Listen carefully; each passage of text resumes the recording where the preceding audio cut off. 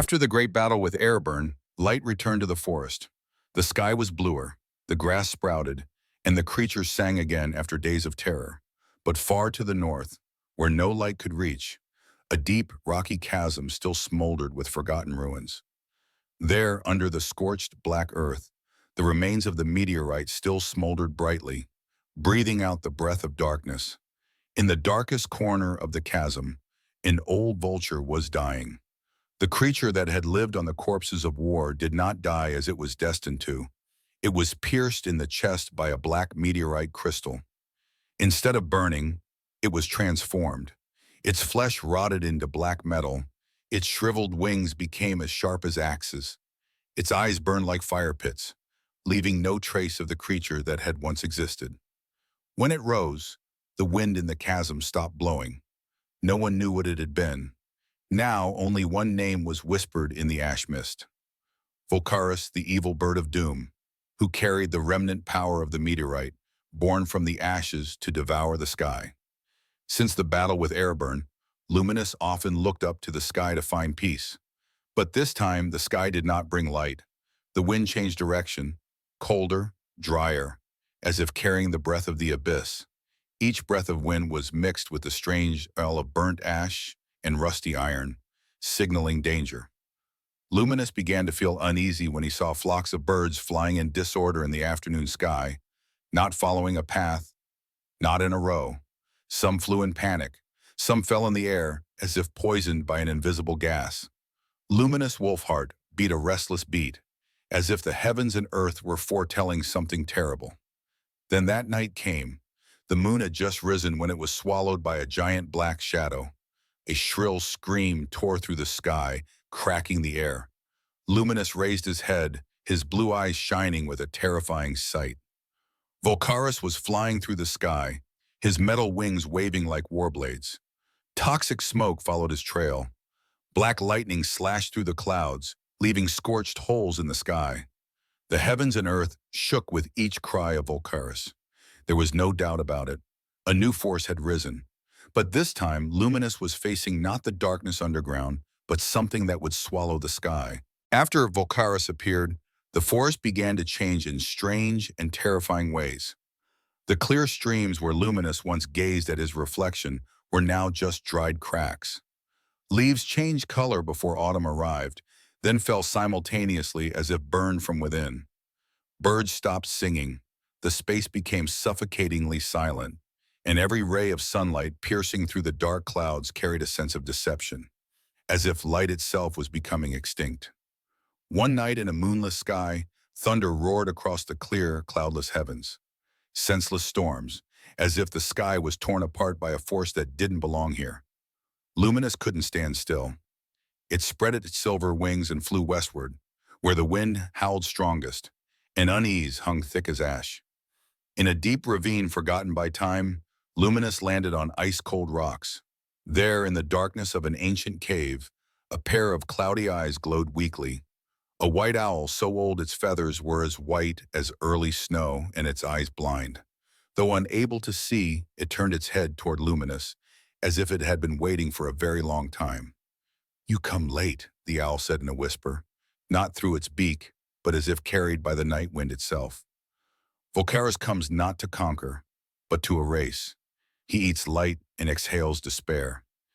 He is the devourer of skies, and where his shadow passes, that place never remembers the dawn again. Lumenus stood silent. The wind swept through its silver fur, bringing no coolness, only cold like a soul being strangled. It had known pain, understood abandonment, but never thirsted for destruction. Volkaris was different. He sought no justice, called for no empathy. He was the embodiment of extinction, not out of hatred, but out of emptiness. The old owl tilted its head, wings trembling slightly like a breath. "If you wish to stop him, then understand. This is not a battle for life. This is a battle against oblivion." Lumenus took flight, silver wings cutting through angry clouds. The sky ahead was no longer a place of light. It was stained black by ash smoke and black lightning howling through the air. The trail Volkaris left was like a scar stretching across the entire sky, swirling clouds spinning wildly, ash falling like rain onto the panicking forest below. And then, amid a burning mountain peak, Lumenus saw him. Volkaris, enormous, pitch black, his entire body as if forged from hot ash and burning metal. His wings were as long as darkness itself, fanning winds so strong it cracked the mountain face. His fiery red eyes looked at Lumenus not with anger, but with the contempt of one who believes everything is inferior, deserving destruction. No warning, no hesitation. Both creatures hurled themselves at each other like two destinies colliding in the air. Volkaris screeched, a sound like thousands of souls being burned alive at once. He swung his claws, creating a swirling black fire aimed directly at Lumenus. But Lumenus didn't dodge. It spread its wings soaring high, letting blue lightning shoot straight from its forehead, where the silver crescent mark glowed brightly, striking the black fire, causing the air to explode in a terrible shockwave. The two creatures battled amid the clouds, where wind howled like blades and thunder struck randomly like war drums. Each collision between Volkaris' metal talons and Lumenus' silver claws created waves of energy, tearing clouds into trenches. Volkaris' wings were deadly weapons, each time he spread them leaving a burning streak across the sky as if slicing space into pieces. But Lumenus was no slower.